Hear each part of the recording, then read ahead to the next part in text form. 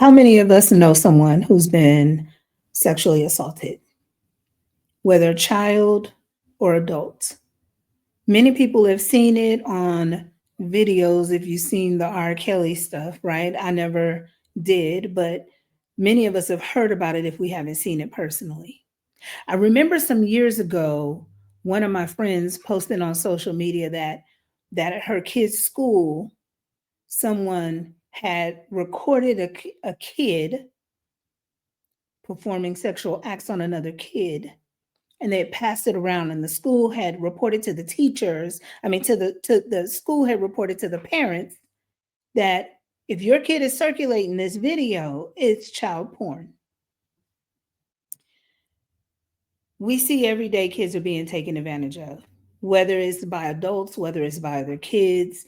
And we always ask one question: where were their parents? Now, this is not a conversation where I want to blame the parents, but I do want to have this conversation about what we can do to help our kids stay safe. And I wanted to have this conversation ever since 2 weeks ago when we had this last conversation about our kids being molested and raped. Our kids are very vulnerable when we're not there to protect them. And so many times there are small tweaks we can make in our lives that will help us prevent our kids from being vulnerable. I want to share with y'all some stats. I want to share with y'all some information. I want to share with y'all some of my experiences because we got to make change happen. And with Jesse Jackson passing away yesterday, I feel even more responsibility to do more for the people who are in my orbit. He did what he had to do at his time to help the next generation, and I'm so grateful. I saw all the videos about how he would have, Obama could have never become president or may not have if it hadn't been for Jesse Jackson leading the way. Well, I feel like the proverbial torch has been passed to me, and not that I should take his place, not that I should do what he had done, but I have to do what I can do within my sphere of influence to share the messages that have been given to me to share. So here we are. I'm Kalisha Washington. I'm your parenting BFF. I help parents build and rebuild extraordinary relationships with their kids through this Don't Screw Up Your Kids podcast so that we can raise kids who are happy, healthy, and whole. And listen, it's never too late. I've talked to parents that all the time who say stuff like, well, it's too late for me. I wish I had heard about this 10 years ago, 20 years ago, whatever it is. It's never too late. You will always be building and rebuilding relationships with your kids, with your grandkids, if you have them, with people that are in your sphere of influence. Listen. So we're going to have this conversation. And what's crazy is that I think my phone just vibrated. It's on Do Not Disturb.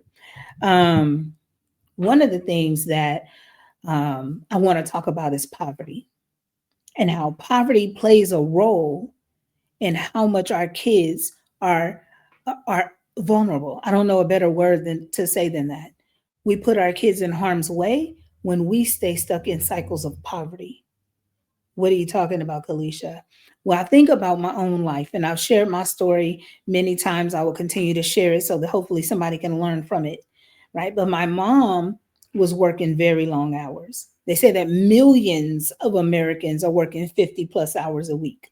Millions of Americans are working more than one job just to make ends meet. And that was the life that I grew up in. My mom worked at Kaiser Permanente right there on Sunset in Hollywood, in Hollywood, California.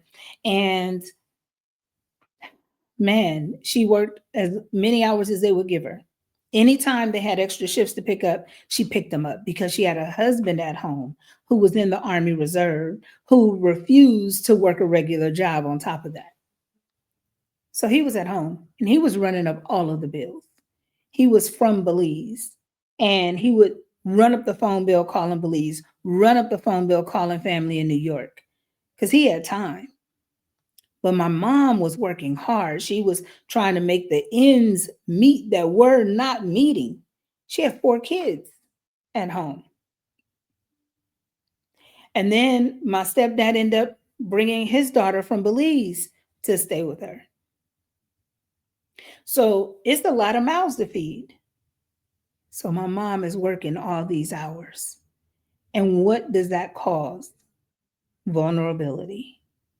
That means that it's me and him there, I'm not going to speak on anybody else's situation except mine. There were other people in the house, but it left me susceptible to sexual assault. And my mom meant well. She was never trying to hurt me. She was not trying to bring harm my way, but it's what happened. It's what happened. And she died in 1991. I didn't forgive her until 2019 for those very things that happened in my life. And it wasn't intentional on her part. She didn't set out for that to be my reality, but it was because she was living in poverty and that cycle, right? We have to do something to disrupt the cycle. We have to do something to disrupt what's been happening. People talk about generational curses, and I don't believe in generational curses. I believe in generational bad habits that we have the power to break. We have the power to do something about. If it was a curse, we wouldn't have any control. Yeah, it's easy to say, oh, generational curses and give the power away. But no, we need to take on that power because we have the power and we can do something about it if we choose to. So let's have the conversation.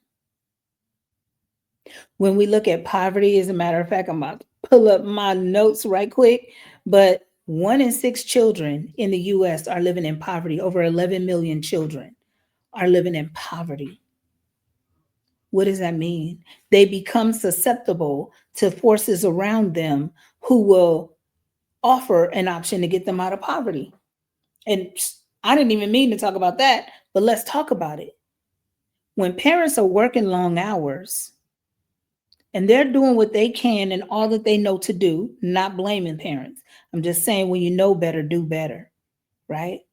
But when parents are working those long hours, there's always somebody at the house who can tempt your kid. And sometimes they're tempting them with buying them gifts, and sometimes they're tempting them with giving them money, and sometimes they're tempting them with the mentality of something great. I remember there's a lady, some of y'all may know her name. She's very popular. Stormy, I want to say Wellington is her last name.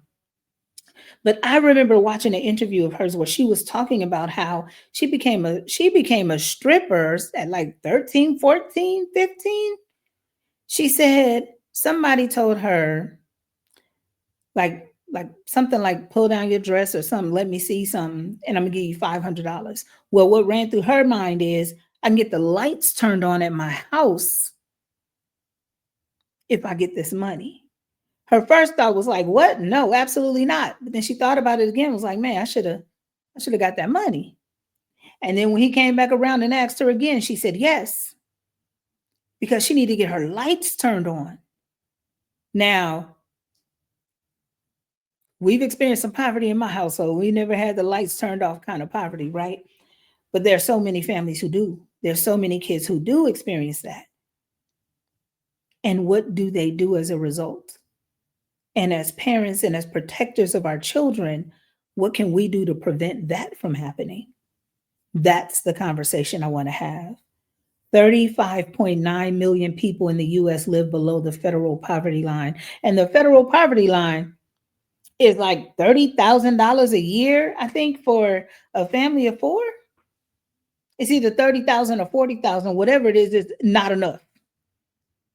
For a family of 4, what are you supposed to do with that? Rent prices are going up, food prices are going up, gas prices are going up, and what are you supposed to do to survive?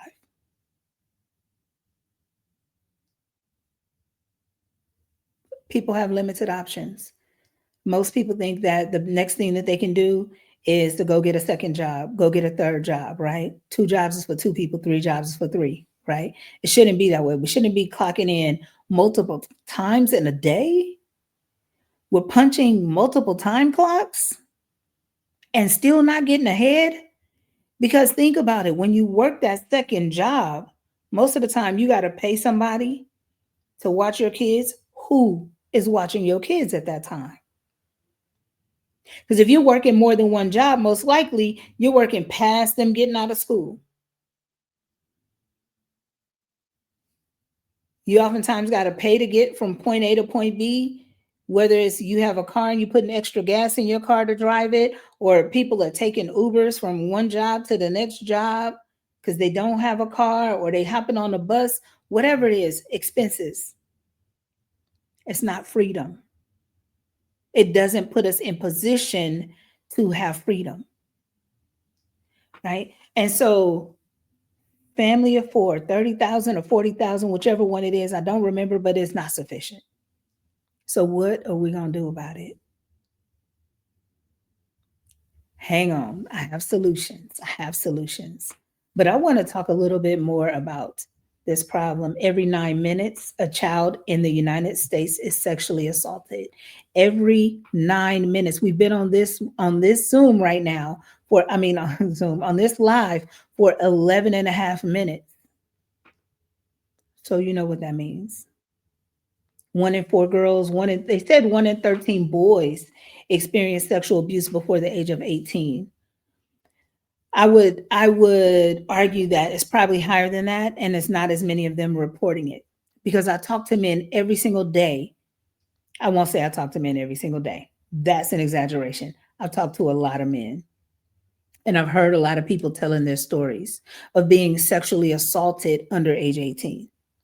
I've talked to guys who have had sexual encounters with their mom's friends, their auntie's friends, family members of friends of the family who are much older than them.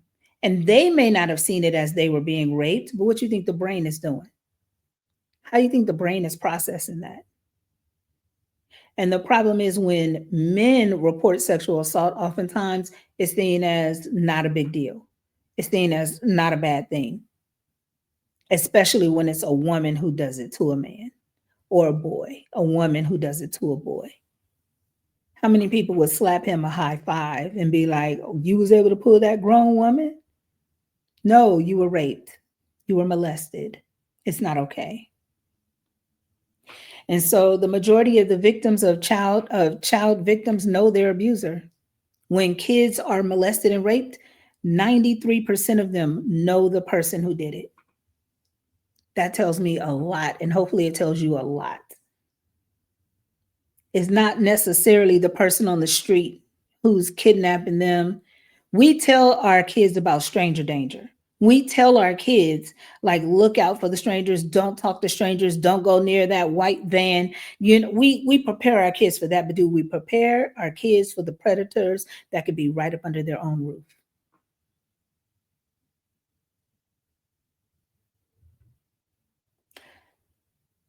I've said this before, and I'm gonna always continue to share this part of my story. My grandma didn't allow me to go spend the night over my friends' houses. They could come spend the night at our house, but I couldn't go spend the night over their houses because she wanted to protect me. When my elementary school in sixth grade, we took all the graduating sixth graders, took a camping trip. I won't say all because I didn't get to go. My grandma was like, "You not going." And I was like, "Didn't my mom get to go to her camping trip?" She was like, "Nope, she didn't get to go either." My mom was like, "Nope, I didn't get to go either, and you not going." But she let me go over my mom's house where the ultimate predator was, right up under the roof. The predator sleeps in the house. If you've read books like I Know Why the Caged Bird Sings and Maya Angelou's telling her story of having been, and I don't remember who did it, but somebody she knew had raped her. And I believe it was a long time ago that I read the story, but I believe that somebody killed that man because she told and she vowed not to speak again. And I think it was years that went by before she spoke again because she felt like her voice caused him to lose his life. Well, how about we do more to prevent our kids from being in those situations in the first place? While I'm not blaming us, we do have the power to prevent that from happening. We have the power to keep our kids out of harm's way. And I remember people would say stuff. I remember hearing people talk about the R. Kelly video with the 14-year-old girl. And I remember hearing people say, I saw the video. She was a pro. She knew what she was doing. And every single time I heard somebody say that, I responded with, "You, if she was a pro, it's because somebody else took advantage of her prior to that. Somebody else had raped her. Somebody else taught her some sexual things that a 14-year-old shouldn't know." And we re victimize the victim when we do that. I know who the victim is. And I'm so glad that this girl has now, she's grown. I believe she has children now. And now she's coming out and telling her story. I wish I had looked it up to see. I watched one of the videos, but I wish I had prepared better to share that story today. But that's huge. And I was watching a video today. It was streamed live on YouTube. So I thought it was live today. It wasn't. It was live from a while back. But it was Mark Zuckerberg. And I think he did testify again today. But when they were replaying was from previous. They were talking about how all these predators are on social media. He was testifying in front of the Senate. And they were saying, there are pop-ups that come up on Facebook and Instagram that say this you may be about to view like child sexual images of children or something like that. There's a disclaimer that pops up for you to be able to click off of it, but it also has where you can click to say view it anyway. And they were arguing about like why do you even have that as an option for them to view it anyway? And of course, sometimes they get it wrong, but I'd rather you get it wrong by blocking a picture that didn't have to be blocked than for you to expose pictures that need to be blocked. But it also goes right back to us because as parents, how we monitoring what our kids are looking at online, how we monitoring what they're doing online. I remember when I was principal, I had a parent who came in the room, came in my office to talk to me with her kid, and they're crying. And the little girl is walking across campus. She done took a picture of her boobs, sent it to this guy. He done sent it to other people at the school. It's all around the school. She's walking down the hallway, and people are showing her boobs. They got their phone talking about, these your boobs? What? She had to tell her mom eventually because she couldn't take it anymore with kids all coming up to her. These your boobs? What do you say? Mom's working hard, trying to take care of her kids, trying to provide for her family. And her daughter is at home taking pictures of her nude boobs. Now I'm in the office. Now I got to circulate and try to find out who all has these pictures on their phones so I can delete them. We have to do better. We have a responsibility to do better. Right? And we're not trying to harm our kids. But if we don't do everything in our power to protect them, we are negligent. We are harming our kids. So look at those devices. Look at the devices. Look through their phones. Look through their computers. Look through their tablets. No doors closed. What are we doing? We want kids to have privacy. Well, what does that privacy lead to?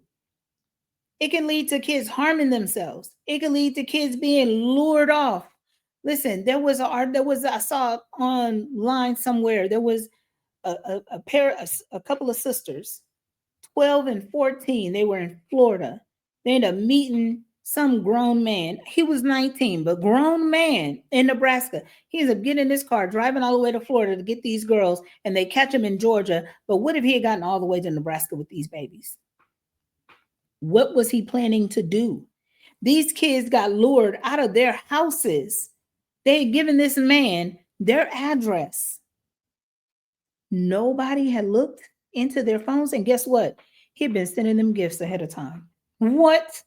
Listen, in my last episode of the Don't Screw Up Your Kids podcast, I interviewed Larissa Roan. And I remember her saying, you need to see if your kids start coming up with gifts, you need to investigate that. And I was like, gifts? Nobody gave me gifts. This dude is sending gifts to this 12 and 14-year-old set of sisters. And now here they are in the car with this strange man and driving across country. What? And their parents didn't know? There's a disconnect. And our kids are paying the price for the disconnect. What can we do? We have to find more time because poverty is an issue. There is definitely a direct correlation between poverty and kids being molested and raped. That's not the only indicator, but there is an indicator.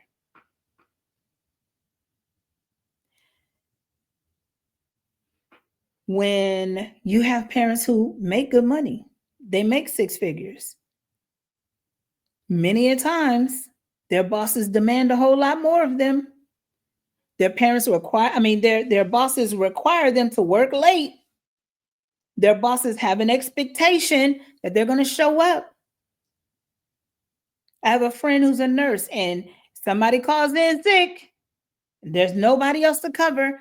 Guess what she got to do? Get up and go cover. When you're salaried and you make the six figures of income, there's a much higher demand on your time. And time is the one thing you can never get back.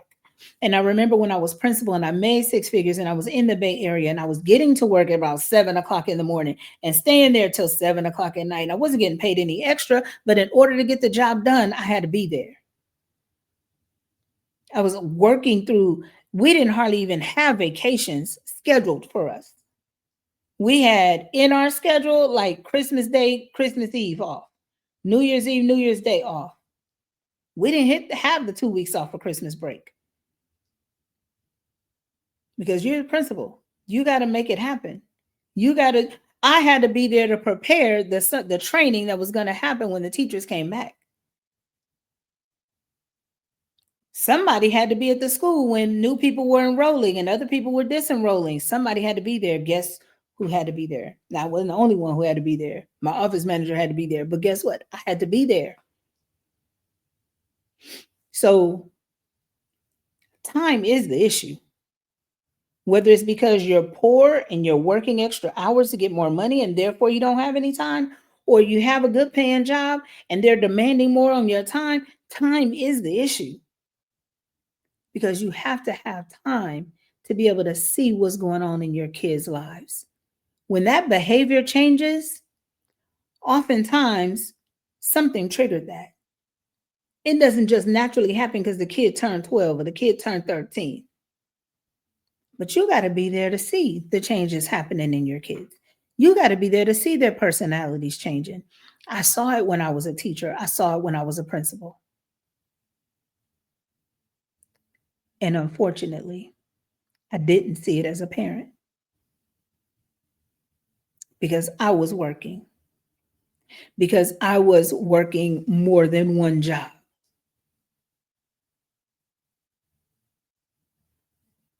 Even when I was a teacher, I was tutoring after school. I was proctoring ACT exams on the weekends. I was teaching summer school every summer, trying to make ends meet.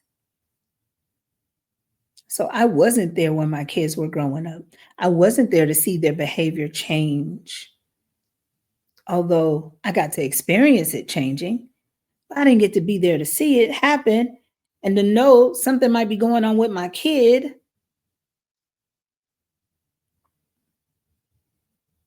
It wasn't until my daughter was 17, my son was 18, he stayed in LA and I moved to Sacramento. And my daughter moved to Sacramento with me.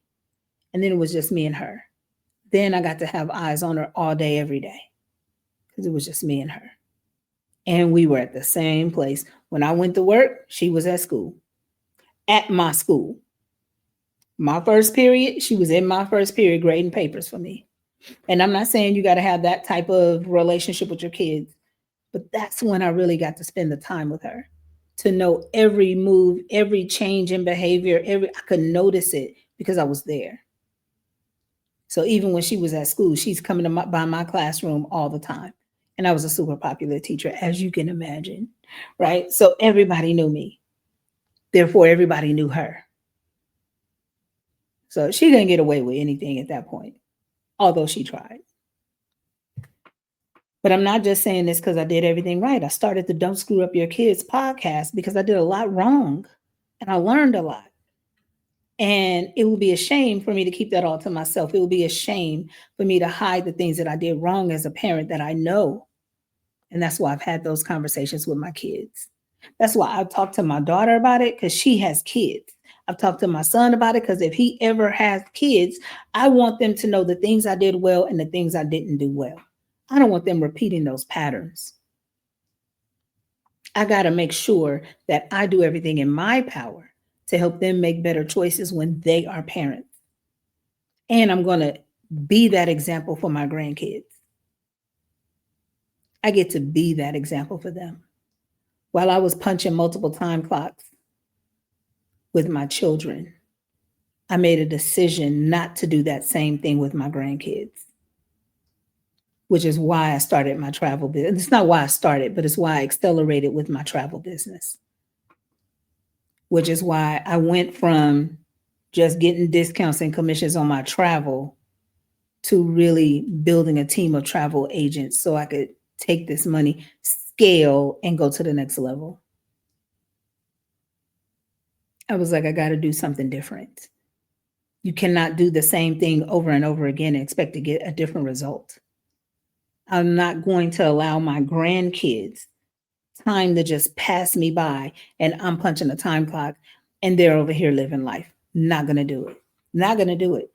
I did what I had to do at the time that I had to do it. But when you know better, you do better. And I'm going to do better. And I'm going to help as many parents as I can do better as well. I only tell you the things that I wish I had somebody to tell me. It wasn't until my kids were in high school when I took some child development classes that I learned a lot. And it all made sense. I became a teacher when my kids were in middle school. And I learned so much at that time as well.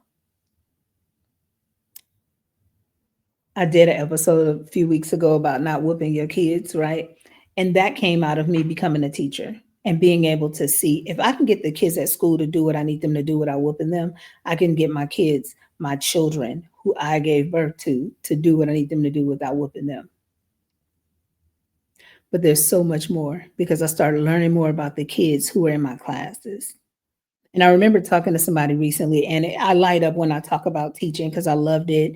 I loved being an administrator. And they're like, why don't you go back? That's always the answer. Why don't you go back? Absolutely not. I'm going to take all of the things that I've learned over 13 years as an educator and pour it into my family. And they were like, seems like you were such a good educator. I said I was, but I didn't want to sacrifice my kids for the benefit of other people's kids. But that is what I did. And it wasn't on purpose, but it's what happened. And so now, as we get to the opportunity to do better, we have to do better. You know, research shows that family income significantly increases the risk of child sexual assault. I messed that up. Research shows that as family income significantly increases, the risk of child sexual assault decreases. So there's that direct correlation. As your income goes up, the risk involved with your kids being sexually assaulted goes down. When we look at those files, I don't even want to say the name because I don't even know if it's going to block whatever I've posted. I'm not saying no names. There's some documentation, some footage, some videos, some pictures, some all kinds of things that have been given to the public through the government, right? And I remember watching a documentary about that person and his accomplice, the female accomplice. And they were saying that she would go and specifically target low income kids. She would go and intentionally target poor kids because when she would say to them, I need you to come give this man a massage for $200. Are those kids thinking about, I, my stomach is growling right now?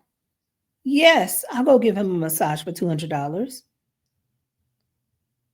The lights are cut off. Yes, I'll go give him a massage for this $200. And how come the parents didn't notice their kids were missing? Now, that's one of the few things I did right. We always had somebody at home to receive my children. They didn't have a key to the house. They were not coming home. They were not latchkey kids. They didn't go. I wasn't gone to work and I come home and they're at home already. We weren't doing that. My grandma was there. My dad was there while he was alive. Then my brothers were there. Somebody was there to receive my kids. So if they didn't show up at a certain time, the alarms sound. My kids got their first cell phone in third grade, second and third, because they were going to take the school bus at that time. And there were times when the school bus is running late. Now, it only took one time of that school bus running late, and we were waiting to pick them up. And we're like, what in the world is going on? And I don't know because my kids don't have a cell phone immediately when it got them a cell phone. And of course, this is the 90s, late 90s, early 2000. And wouldn't you know, my son went and downloaded a whole bunch of games that I had to pay for. T-Mobile took care of it, but that's another story. I took that phone out of his hand and put it in my daughter's hand. She still has that same phone number to this day from second grade. But the key is we have to make sure that our kids are protected. And we can't do that if we're not there. We can't do it if we're not around. We can't do it if we don't have those open and honest conversations with them. And we have to make sure our kids feel comfortable talking to us. If they feel like they're going to get in trouble by having the conversation with us, if you've instilled fear in your kids their whole lives, how do you think they're going to have those honest conversations with you? If you don't have open and honest conversations with your kids from the beginning to where they feel safe talking to you about anything, they won't be talking to you about anything.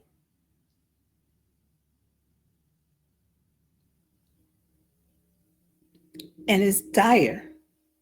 The situation is dire. We have to make sure our kids are open enough to talk to us about anything. And we can't shy away from whatever it is they have to say. And we have to believe them. We have to believe them. Listen, I would rather err on the side of I'm taking my kid's side if my kid says they've been touched inappropriately. I'd rather take their side than to take some man's side who happens to be living in my house or happens to be I'm in a relationship with them. No, I'm not taking their side. They can get mad all they want to. They can leave if they want to. I'm gonna let the police figure this out. I'm not qualified to do the investigation. I'm gonna trust my kid. And first, if we raise our kids right, we don't have to worry about them lying about something like this. You know, I have a cousin, and I remember when she was getting married, she already had two kids who were teenagers at the time. And it was the night before the wedding. And we were shopping. We were at Kmart trying to get a certain color tie to go with his outfit. And there was something else we were getting, same color scheme. And I had no idea that these kids didn't know that their mom was getting married the next day. And they're like, why are you buying the tie? I said, oh, I'm getting it for him. Like, for what? Well, like, is my mama marrying him? Is my mama marrying him? Is my And they kept asking me, and I was like, I don't have any answers for you. I plead the fifth, you know. And but that's an example of not having that open communication. And those kids didn't even feel comfortable asking their mom, "Hey, are you getting married tomorrow?" I'm talking, we're within 24 hours of the wedding, not having that open communication. So, what happens when we don't have that open communication with kids? They don't feel comfortable talking to you about anything. And especially if they know you're going to fly off the deep end, or you're going to get emotional, or you're going to start yelling, or whatever your response is, they don't want to deal with it. So, start now. And listen, if you messed it up already, it's okay. We've all messed up something. No parent is perfect. But can you go have that open, honest conversation with your kids and say, you know what, I haven't been the most open and easy to communicate with person. I haven't been. And I'm sorry for that. And will you please forgive me for that? And going forward, this is how I want to show up. I want to open these lines of communication. I want you to feel free to talk to me about anything that you're going through. I want you to feel free to come and talk to me about anything that may have gone wrong. And we can test it out, because let a school call somebody's house, and people are like, people all over social media drives me crazy because people want to brag about how brutal they are towards their kids, right? That school better not call my house. And you don't even hear the kid out before you start with discipline, and sometimes with abuse, because the school called your house. Because more important about your reputation than you listening to your kid and having a real conversation with them. I'm an educator. I can tell you sometimes these educators have it out for your kid. I have seen it. I've seen it both as a teacher, I've seen it as a principal. Listen, I know some of these teachers have it out for your kid, and they want nothing more than to see your kid get in trouble. And they're going to magnify whatever the problem is until they hit your breaking point and you go off on them in the school. And I remember telling my daughter, I remember telling my friends, I'm like, listen, don't ever go off on your kid in front of the teacher, in front of the school. Not because you're afraid of them reporting it, but first of all, it should be going off. That shouldn't be the word anyway. But even when you are going to discipline, you have that conversation in private, because now you open up communication with your kid. When you embarrass them in front of everybody, you shut down that communication.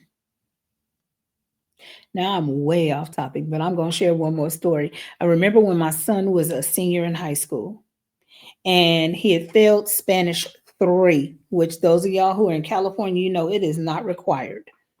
But his school gave it to him. He was supposed to get it taken. He wanted to get dropped the class. There was a form he had to have filled out, take it to all these people, give it to your mom, have her sign it so you can get dropped out of the class. He didn't do it.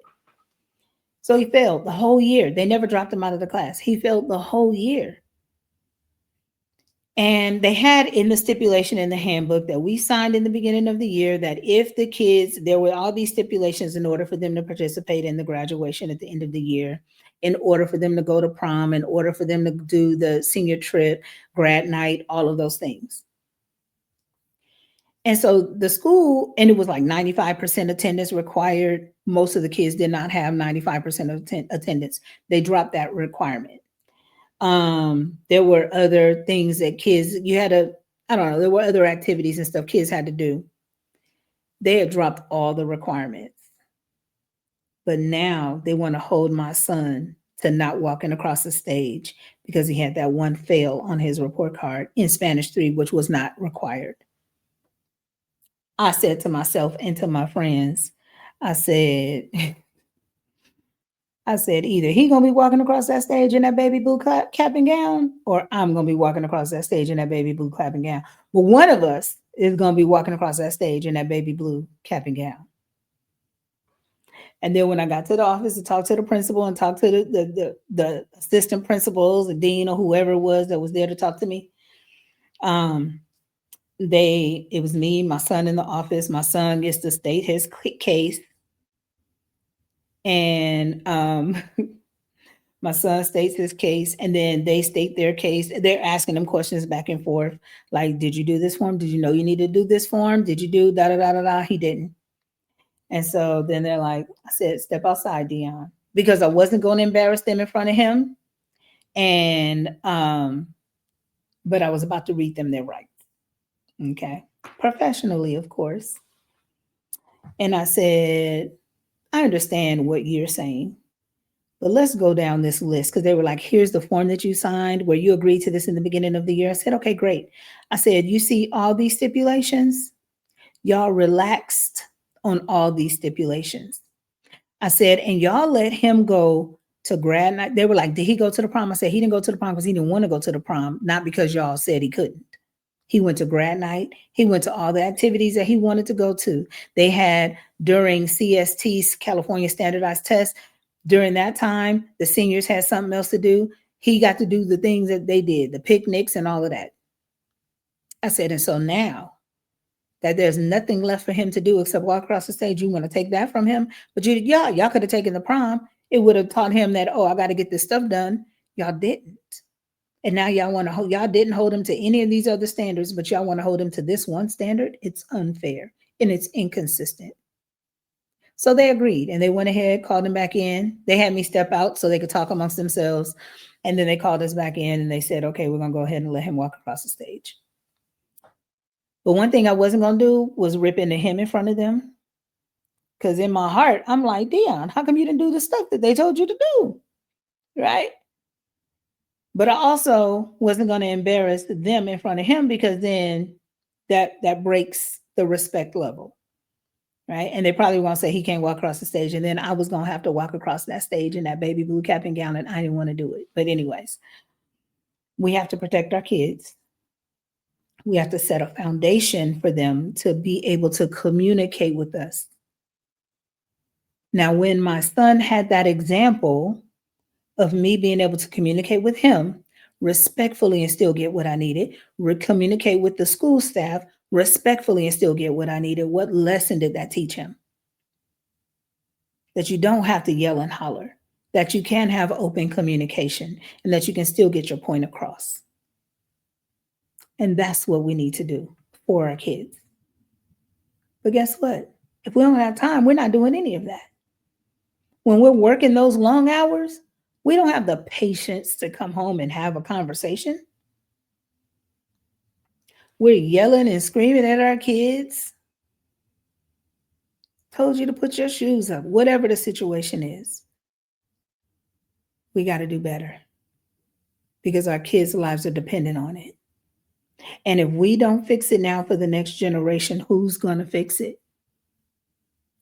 Who's going, if not you, who? If not now, when? Are we going to wait till our great grandkids are facing the same situation before we do something? So I told you I have a solution, and I do. And it may not be the solution for everybody. It's most likely not the solution for everybody. But I do want to take a moment to share with you my experience having a home based travel business, what it has allowed me to do. I got started in the travel industry in 2018. It was October 2018. My best friend called me and said, "Kalisha, you can get some discounts and commissions booking your own travel. I already love to travel. I had already been to multiple countries and I loved it. I was hooked." So much so that I had 2 jobs at the airlines and one at a travel agency, even prior to all of that. So I love to travel. When I found out I could make some money traveling, I said, "Count me in." I was assistant principal at a performing arts high school at the time. My time was very limited. My kids were grown at this time and out of the house. But when I found out that I could have my own home based travel business, I said, "Sign me up."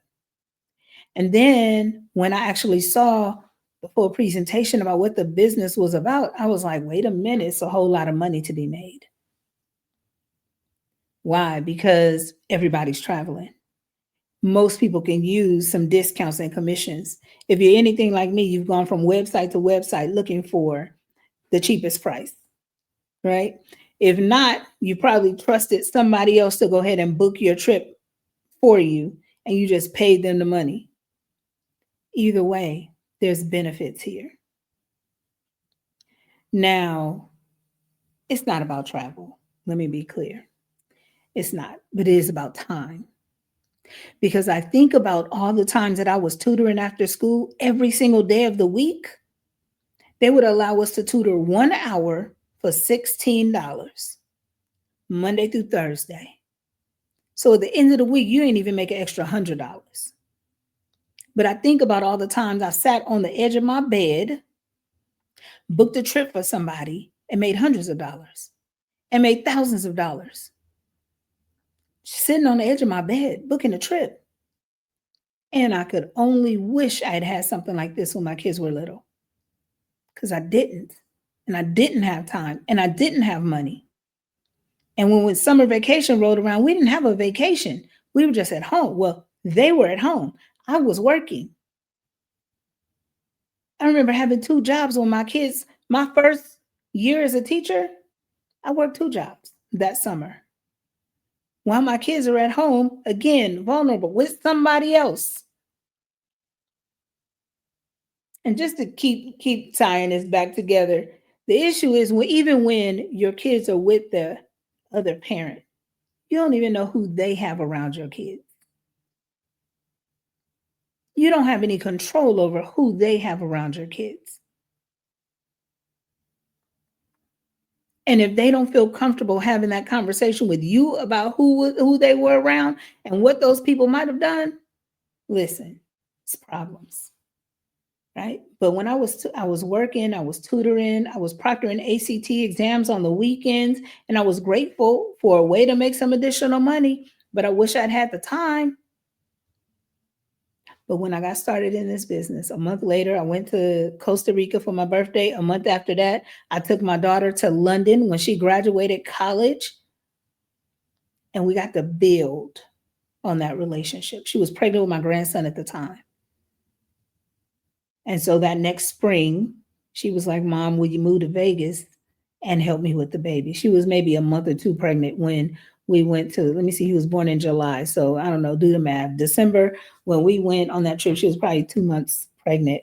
July, August, September, October. Yeah, she was like 2 months pregnant, throwing up all on the plane international. But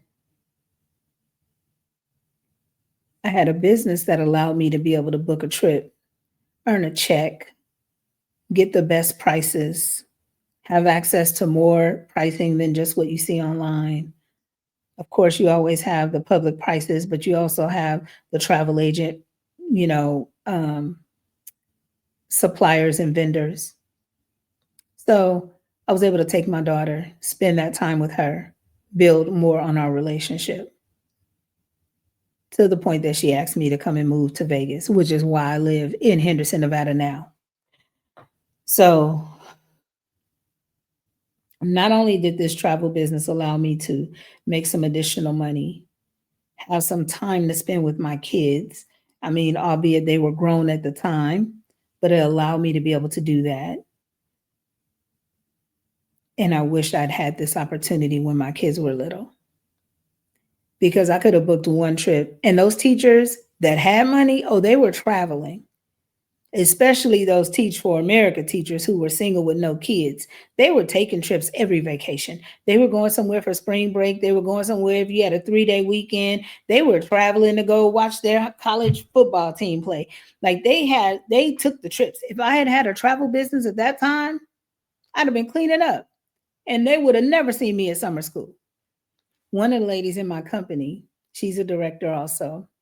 And I remember her um, walking across the playground. She was telling the story. She walked across the playground with her principal, and her principal was like, "You work in summer school this summer, right?" She was like, "No." She was like, "Well, I know you need the money." She was like, "As a matter of fact, I don't." How would you like to have it where your boss is offering you overtime and you don't have to take it because you have extra money because you have a home-based travel business?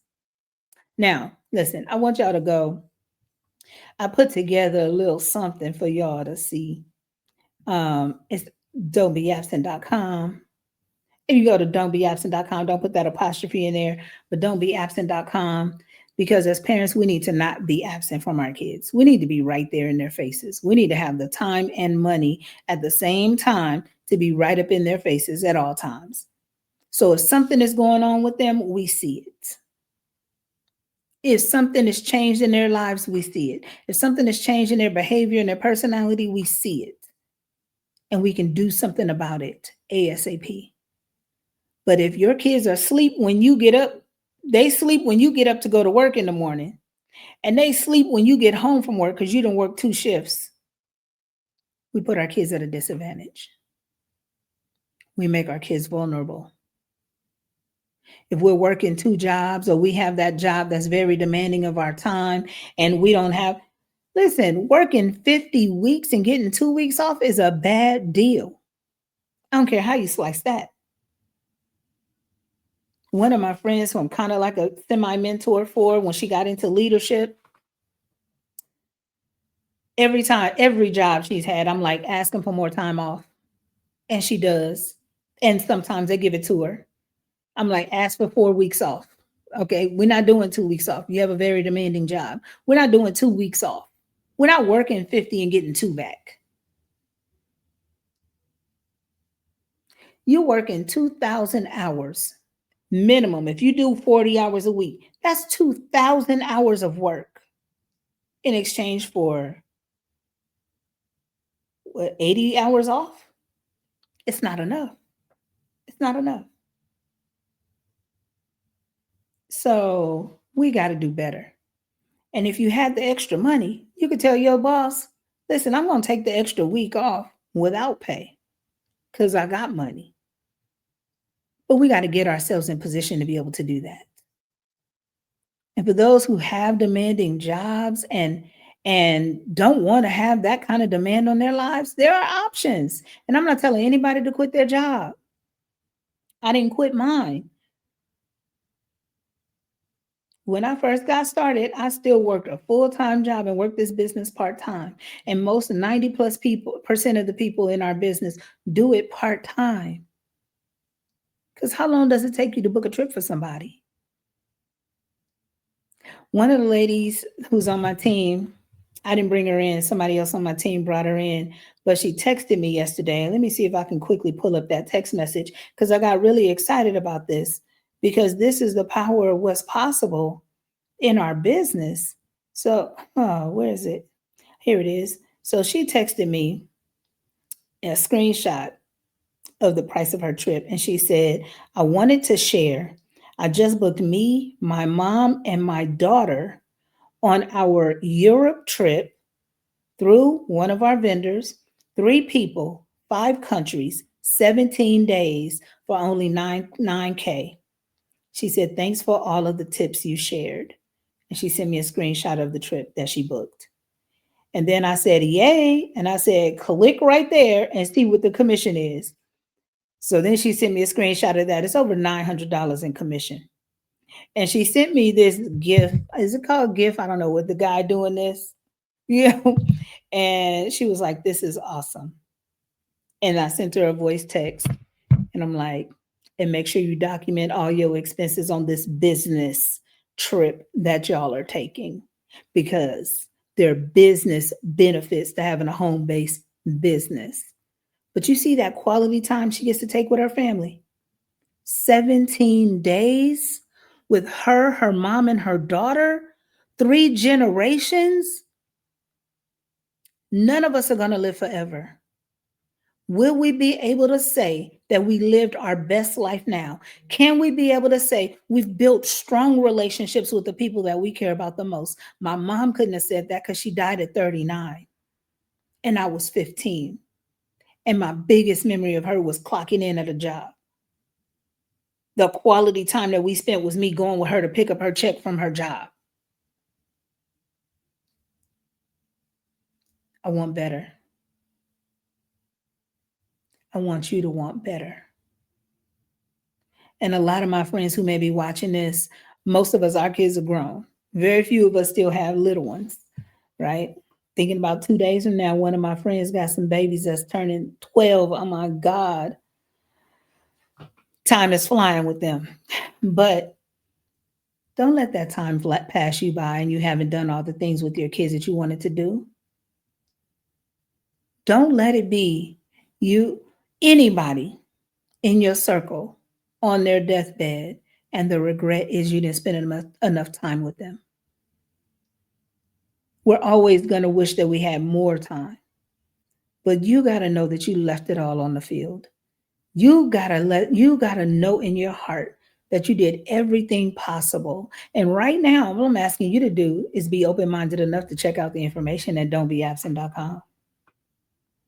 I'm not asking you to join my team, although I would love to have you.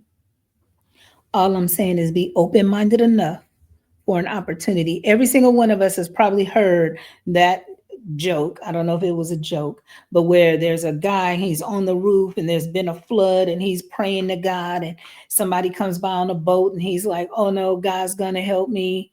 God's going to save me." And then the boat goes away, and then somebody comes on a helicopter and he's like, "Oh no, God's going to save me." And whatever, he dies. It was like three times. I don't remember what the third one was. And then the guy dies. He goes to heaven. He's like, "God, I thought you were going to save me." He's like, "I sent you a boat and I sent you the helicopter and I sent you the other thing or whatever, and you didn't take it."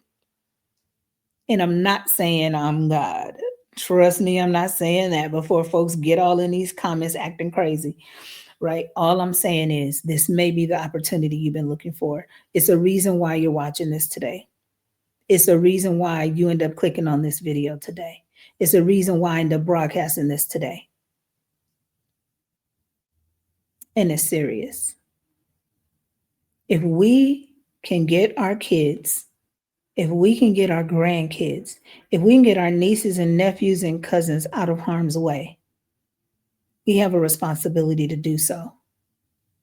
And I don't know about you, but I feel that responsibility even more heavy on my heart, because there's a lot going on in this country right now that's not good for kids, that's harmful for kids.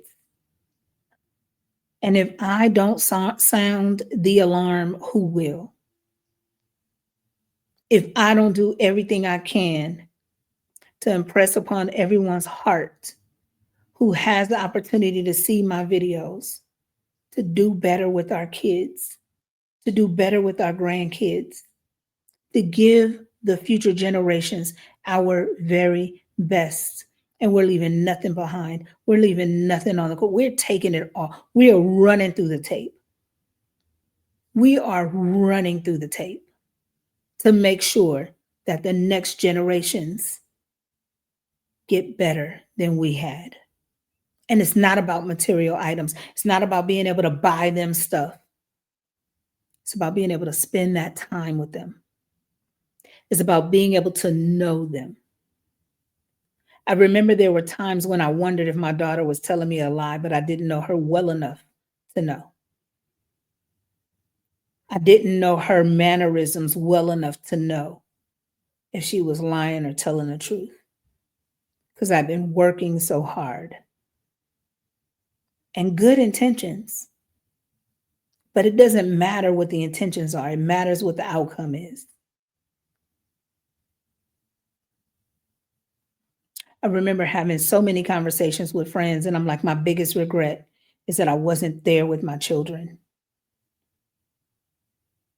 And I was working and I was going to school and I was at church. And they were like, "You weren't out clubbing, you weren't out partying." I wasn't, but I still wasn't present. I was absent. I was trying to make a better life for them, but what they really needed was my time. And now that I know it, oh, you better believe these grandbabies are going to be all up in each other's business. As soon as they see me, so if I call my daughter right now and her kids see her answer her phone, they're going to say, "Hi, BB." Because we're building and rebuilding relationships. And parents, I'm going to say this, I'm going to end on this note, because we have a responsibility to take the reins. We got to lead in this aspect because far too often I hear parents, especially parents of grown kids, saying stuff like, well, they didn't call me. No. There was an article I was reading. I was going to do a short video about it, but I'm going to go ahead and talk about it right now. But there was this guy. I'll probably still do the short. But anyway, there was this guy he has three grown kids.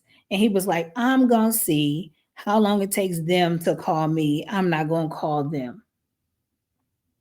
And he said the first week he was missing them, but he was like, I'm not gonna call them. And usually on Sunday afternoons he would call them. So he was like, it's Sunday afternoon, I missed them, but I'm not gonna call them. Some of them had kids. He was like, I'm not gonna call them.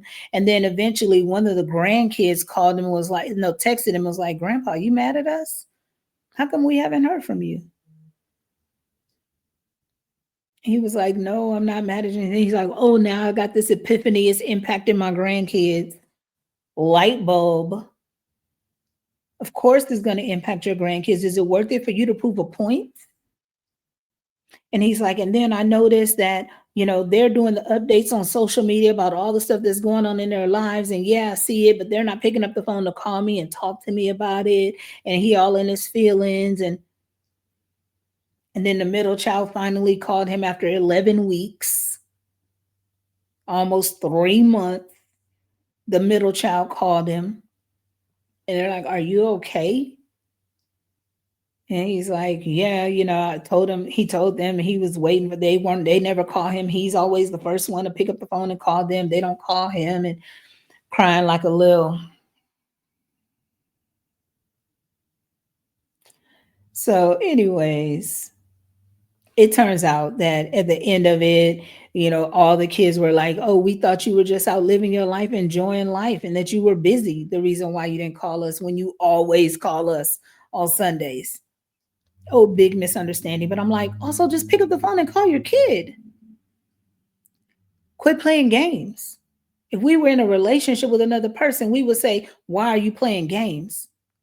But now we're talking about our children and we playing games. This guy is old enough to have grandchildren and he's still playing games. What? And he was like, something about there comes exhaustion with being the first person to initiate conversations and relationships. And it's the craziest thing to me. But I had a friend who did that to me. I ain't gonna name her name, but I remember her saying, I noticed that you never call me, I always call you. And I was like, that's weird. I'm like, but I answer the phone. And then she got offended because I said that. Because I'm like, I could just send you the voicemail if I didn't want to talk to you, but at least I answer the phone. And like, why are you even keeping track? Why are you keeping track of who called whom first? Why are you keeping track? If you want to talk to somebody, talk to them. If you miss them, tell them you miss them. Because there's going to be a day where you won't have them to tell that you miss them. So tell them now. If it's true. And so it was like probably years that I didn't hear from her again. And I thought about her one day, and guess what I did? Called her. Excuse me. Called her. I looked at my phone. I was like, when was the last time I talked to this person? It's been 3 years. I'm like, oh, but let me call her because she's on my mind now. If I was on your mind, you should have called me. But we play games. So it's time out for playing games. It's time out for being absent from our kids' lives. It's time out for not giving our best to our children, our grandchildren, our cousins, our nieces, our nephews. Everybody in our orbit needs to have that relationship with us because when something bad is happening to somebody, we need to know so that we can change some things up. Because I hear too often of people being put in situations where they're being molested by somebody and that person is right there and they're there long term and they're there long term. But if it happened one time and you got rid of that person out of your life, how different would it be? So we owe it to our kids. We owe it to our heirs to do better. And for most of us, it's going to start with how we make our money, how much time we spend making our money, and the time we spend when we have it. So I encourage you, go to don'tbeabsent.com. Don't put that apostrophe in there, don'tbeabsent.com. Take a look at some information and let's see if there's an opportunity for you to free up your time so that you can spend the time with the people that you love the most. Because we all got 24 hours in a day, but how are you spending yours? Thank you for taking this time to watch the Don't Screw Up Your Kids podcast. I am your host, Kalisha Washington, your parenting BFF, and I am here to help ordinary parents build extraordinary relationships with their kids, build and rebuild extraordinary relationships with their kids so that we can all live lives that are happy. We can all raise kids who are happy, healthy, and whole. And I'm going to say that one more time because I don't like the way that ended. I'm Kalisha Washington. I'm your parenting BFF. I, through my Don't Screw Up Your Kids podcast, I help parents build and rebuild extraordinary relationships with their kids so that we can raise kids who are happy, healthy, and whole. Have a great day.